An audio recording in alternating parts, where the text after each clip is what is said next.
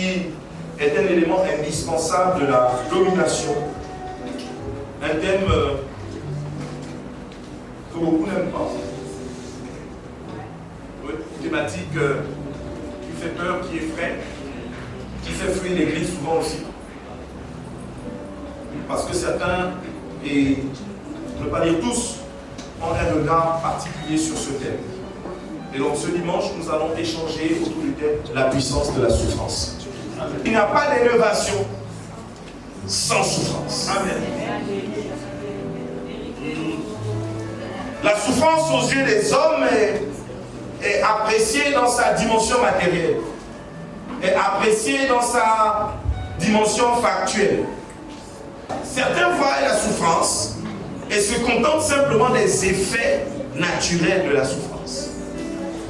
Certains ne voient pas la souffrance comme un gain, mais regardent la souffrance comme une perte. Mais allez-y poser la question à Dieu. Quel regard a-t-il de la souffrance de Christ? La mort de Christ à la croix a fait pleurer.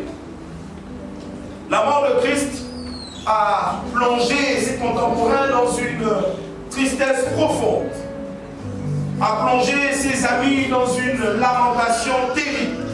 Mais au milieu de cette souffrance-là, Dieu s'est glorifié. Parce que pendant qu'il était en train de souffrir, il y avait toi et moi qui étions en train d'être épargnés de la mort, en train d'être épargnés de l'humiliation par sa souffrance. La Bible dit quoi? On l'a vaincu à cause de quoi? Est-ce que le sang peut couler sans souffrance?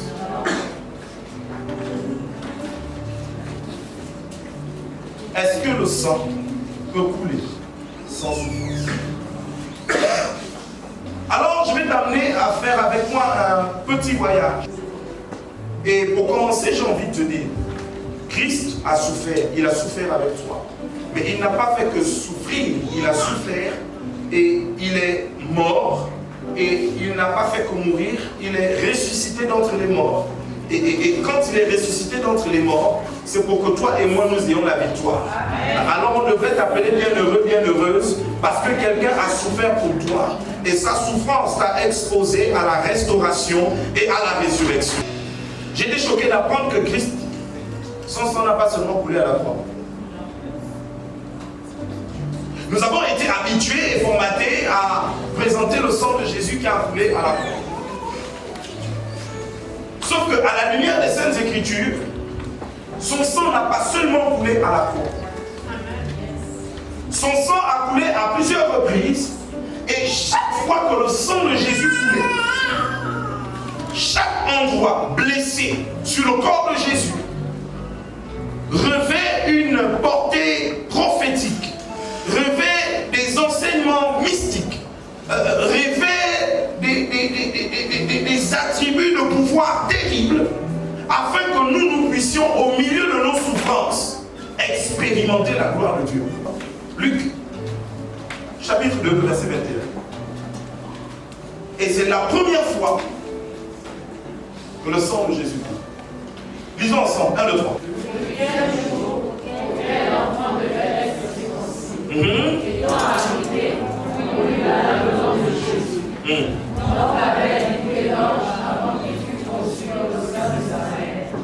Alléluia. Alors quand Jésus a 8 jours, qu'est-ce qui se passe? Ses parents l'emmènent au temple. Et c'était la coutume d'emmener les enfants de cet âge au temple pour être... Bon, vous passez par la circoncision, c'est plus simple. Voilà. Et donc, à ce moment précis, qu'est-ce qui se passait? L'enfant était récupéré par le sacrificateur et le sacrificateur coupait le prépuce. Et quand le sang coulait, on donnait un nom à l'enfant. Et Jésus n'est pas le seul qui est passé par cette étape. Nous connaissons aussi l'histoire de Jean le Baptiste, qui est passé aussi par cette situation. À 8 jours après sa naissance, il s'est retrouvé dans les bras d'un sacrificateur. Il aurait pu se retrouver dans les bras de son père, Zacharie, qui était sacrificateur. Et au moment où on coupe le prépuce, ceux qui étaient autour ont donné à Jean le Baptiste le nom de Zacharie, le nom de son père. Et comme son père ne pouvait pas parler,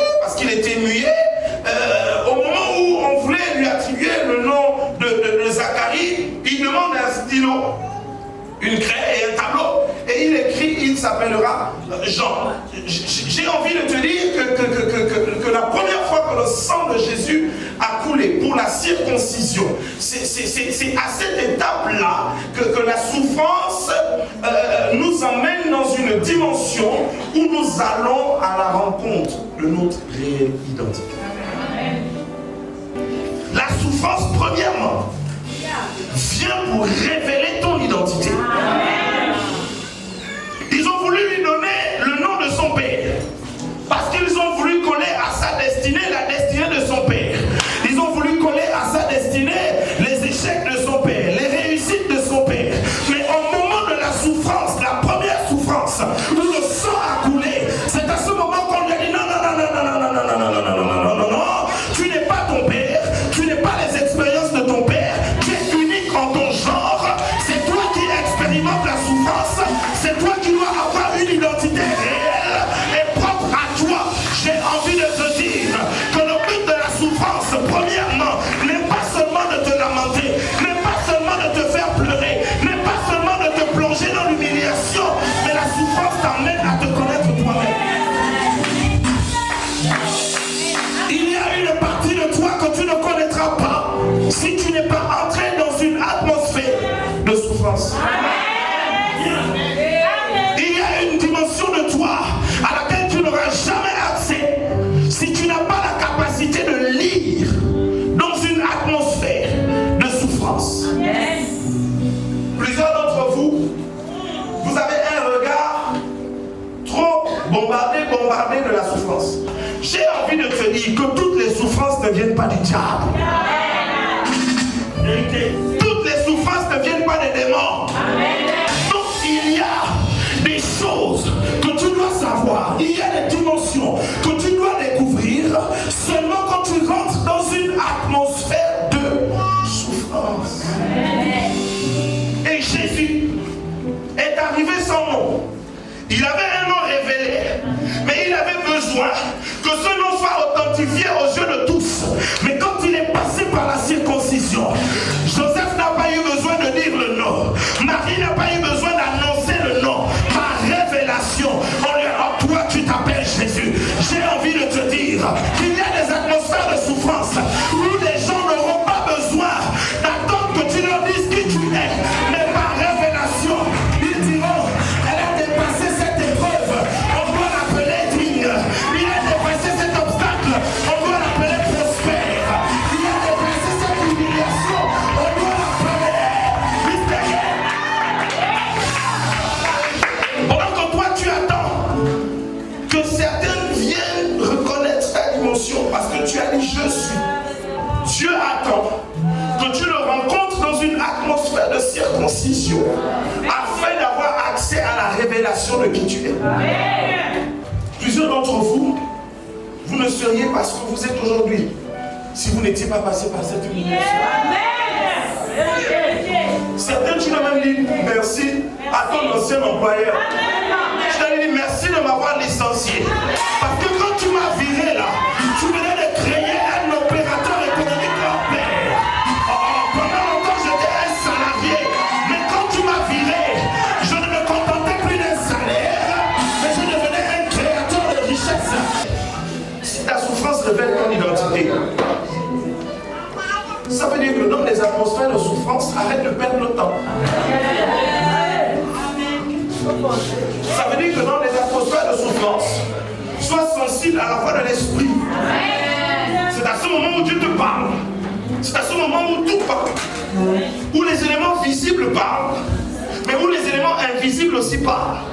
C'est à ce moment où ton esprit doit être en permanence en contact avec l'esprit de Dieu pour manifester le surnaturel divin. C'est à ce moment que tu inverses les choses. Tu ne vis plus corps, âme et esprit. Tu vis maintenant comment?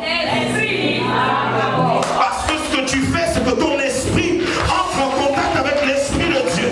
Et le monde spirituel est un monde un peu spécial. Ton esprit est un peu comme le masculin et la terre est un peu comme le féminin.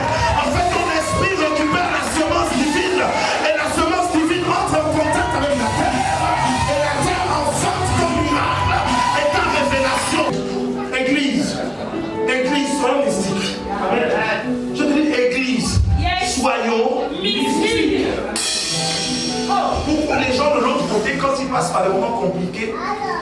même encore plus sorciers, plus ténébreux.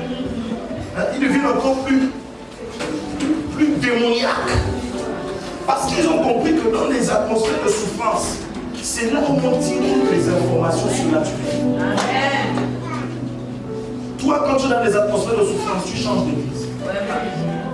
Oui, Dieu peut permettre pour te déplacer. Il peut permettre que tu quittes un endroit qui est devenu un endroit aride pour toi et t'emmener à faire une église dans Ngonje, qui est un endroit de bénédiction, de repositionnement, de distinction et d'élévation. Vous savez que la vie de l'homme est rythmée par les temps et les saisons. Amen. Un peu comme la vie au quotidien. Mais spirituellement, ça existe. Vous savez que spirituellement, tu peux être en été et puis tu es en été avec les vêtements de l'hiver.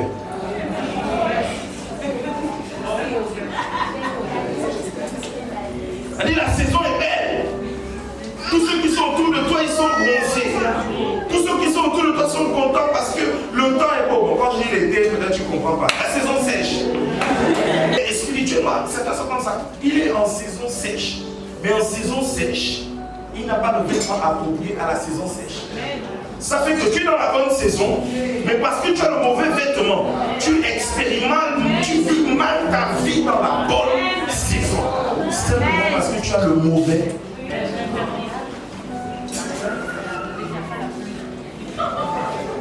En saison sèche, tu marches avec le parapluie. Bon, regarde-moi, c'est pas bizarre.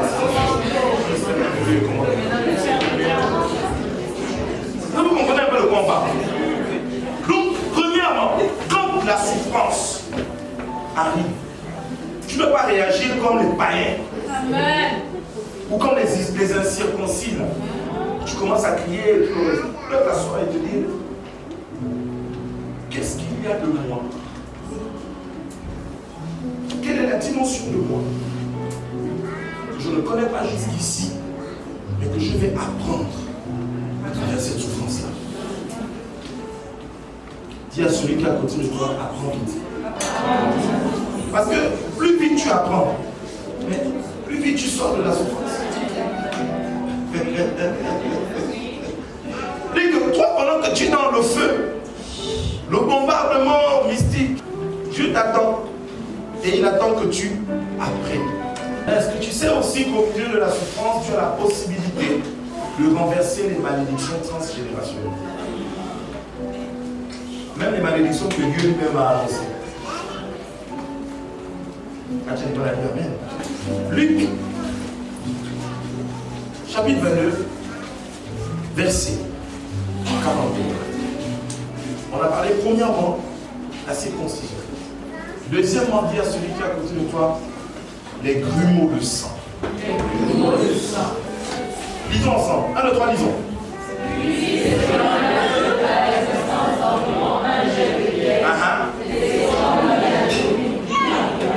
Alléluia. Premièrement, dans la souffrance, au milieu de la souffrance, il faut prendre. Quand tu viens à l'église et que tu sais que tu as laissé 15 millions à la maison, c'est posé sous ton lit, tu n'as qu'une seule envie. Quand il est midi pile, c'est que le temps accélère. On est de tuer 15 millions à la maison. Mais quand tu es dans la galère, la sécheresse financière, c'est toi le premier qui est là à matin de gloire. C'est toi le premier qui est au culte. À montagne de prière, c'est toi. Les WhatsApp, c'est toi.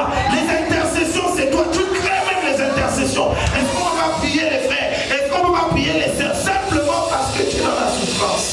Donc des fois, Dieu aussi te connaissant, te fait passer par la souffrance pour t'amener à prier. Amen. Tu veux que je te dise ça dans un autre sens? Si tu ne veux pas durer dans la souffrance, prie au.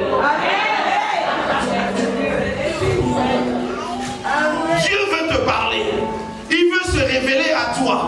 Mais tu es concentré simplement dans tes moments d'abondance.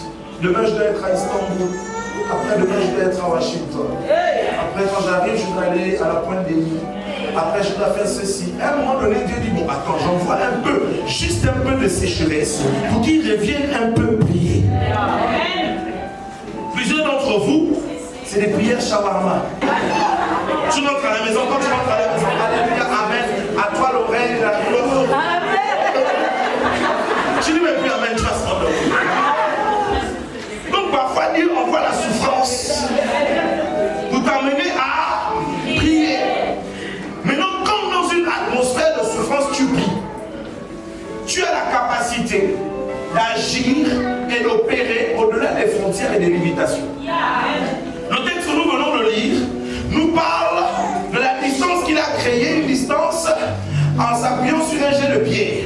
À cette époque, les frontières entre les nations étaient érigées par des pierres. Et donc dans une atmosphère de prière au milieu de la souffrance, Dieu te donne de la distance vis-à-vis de tes contemporains. Aucune limitation ne t'empêche de te mouvoir. Aucune limitation ne t'empêche de parler avec ton Dieu, de te connecter à ce Dieu. Simplement parce que tu t'es connecté à une atmosphère de...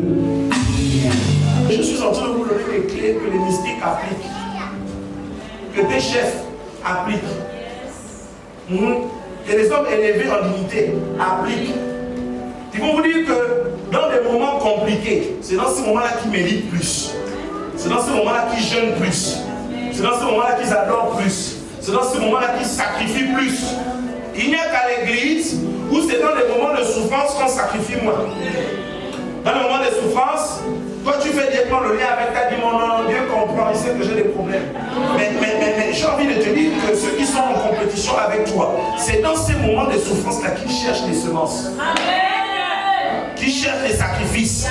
Voilà pourquoi tu vois, à chaque fin d'année, il y a une atmosphère compliquée où les gens se retrouvent sur des autels. Où les gens se retrouvent sur des autels. Simplement pourquoi? Parce qu'ils ont compris que dans des moments de privation comme ça, il faut donner encore plus. Amen.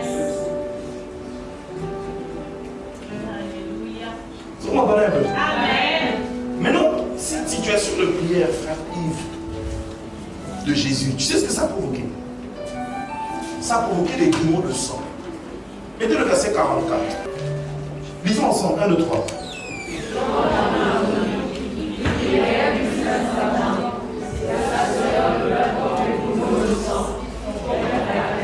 Ça sueur de quoi? Vous imaginez la sueur qui devient du sang. Si ici la quelqu'un commence à prier, puis la sueur devient du sang, vous allez fuir l'église. Jésus dans la prière, le sang fait quoi? La sueur s'est transformée en quoi? En grumeaux de sang. Et le sang là, le sang allait jusqu'où? Et je vous ai dit tout à l'heure qu'il y a des malédictions qui peuvent être revoquées dans des atmosphères de souffrance. Là, il était en agonie. Donc dans une atmosphère de souffrance. Et sa sueur était devenue comme des grumeaux de sang qui touchaient le sol. Mais quand vous allez dans le livre de Genèse, Dieu n'a jamais maudit l'homme. Dieu a maudit le sol. Et en plus de maudire le sol, Dieu s'est aussi attaqué à sa sueur. Et il lui a dit, tu mangeras à la sueur de ton... Et quand le sang a coulé, le sang n'est pas resté en suspension. Le sang a coulé et le sang a touché le sol. Et quand le sang a touché le sol, my God, le texte vient de nous dire qu'ils ont vécu à cause du sang. Et donc quand le sang touche le sang parle. Et le sang était en train d'annoncer que pendant longtemps, il a mangé à la sueur de son front.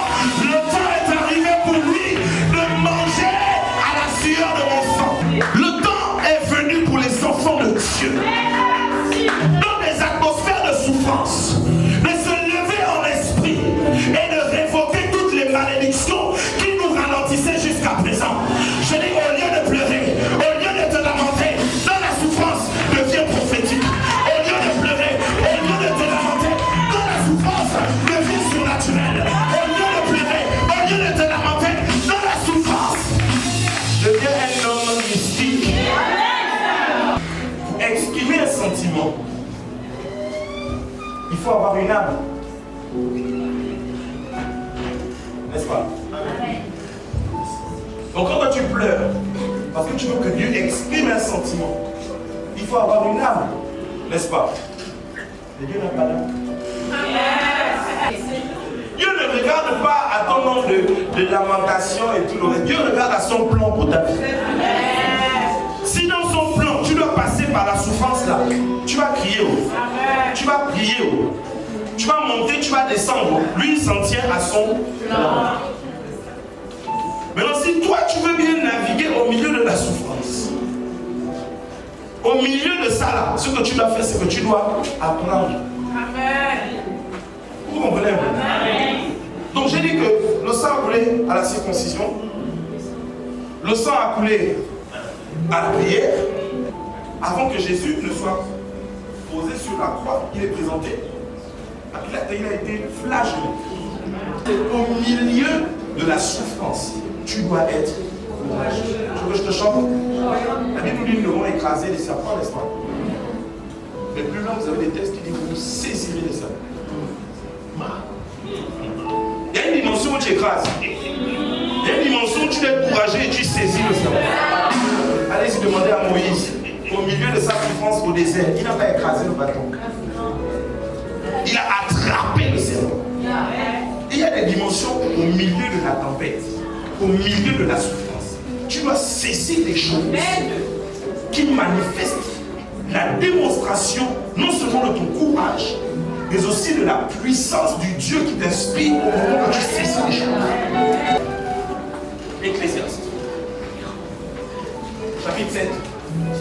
Ecclésiaste, chapitre 7, verset 14. Et je clôture ce message avec ce texte.